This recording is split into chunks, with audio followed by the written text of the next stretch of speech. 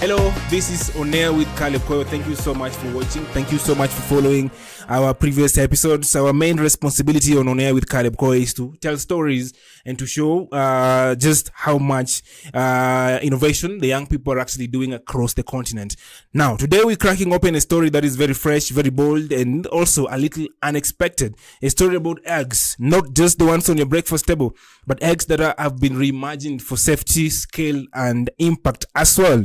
Rutro Nesmas is a food security and value addition expert who has spent very many years working across Kenyan's dairy and poultry value chains. With a strong background in food science from Egerton University and specialized training in the Netherlands, Rutro has worked with global partners from the Netherlands and also Q Point to strengthen food safety systems here in Kenya.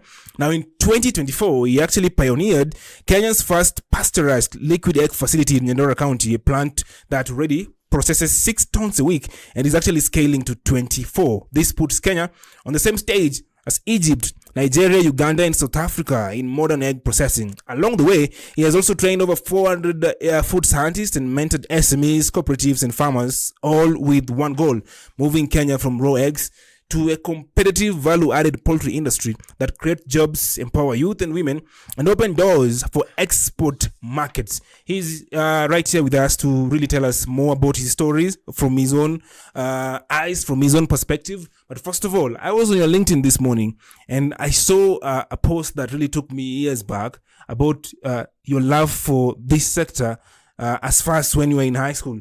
What was that inspiration like? Oh, thank you so much, Caleb. As you've said, agriculture for me is something that dates back to my life in high school. Yeah. I got a great interest in agriculture from my agriculture teacher. Okay. His name is Alfred Chiriot. And Alfred made sure that I got myself into agriculture, not just as anybody in agriculture, but as a key player in agriculture.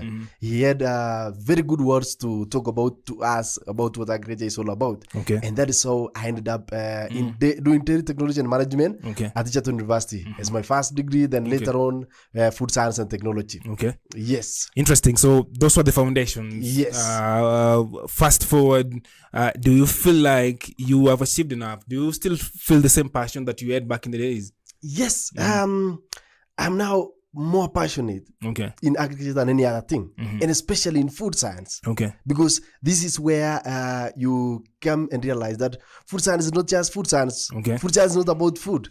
Food science can never be complete talk about safety. And that is what I'm passionate about. I want to ensure that everyone finds something safe, something good to have on their plates. So the passion still remains.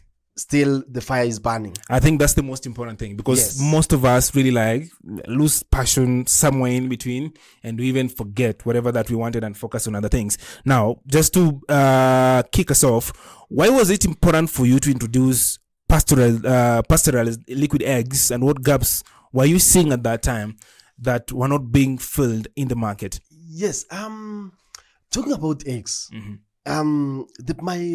my journey with eggs started way back in at home, my rural home in Bomet, where we do farming here and there, keeping a few chickens here and there. But when I go to the Netherlands to do my my master training in dairy technology and management, one thing that got my attention was egg powders and liquid eggs that were in the markets and the supermarkets out there. And I was asking myself, why have I not seen these at home? And that is exactly where now the passion to bring this to bring it back home now. That is how it's all started. Interesting. Yes. So you hold a bachelor degree in dairy technology, like you said, your first degree from Egerton University, and you also trained in the Netherlands, like you just described, at the Dairy Training Center. How did these experiences shape your journey into poultry value addition? Of course, you saw this happening somewhere else, but you felt like, I need to bring this home. But now, this experiences and this desire and all of that, until you just sat down and said, okay, this is coming home. Yes. Yes, this started when immediately I saw the liquid eggs, I saw the egg powders out there. Well, I met someone from Q Point. Her name is Monique.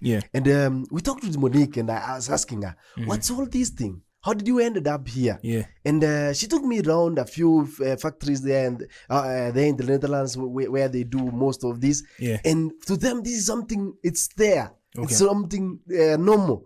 But to us, it was something like a big invention. Yeah. And I was like, this thing has to be at home. And that is now when she started mentoring me in terms of how I can be able to move myself all the way from not just doing the dairy, but now still having some background in food safety. Okay.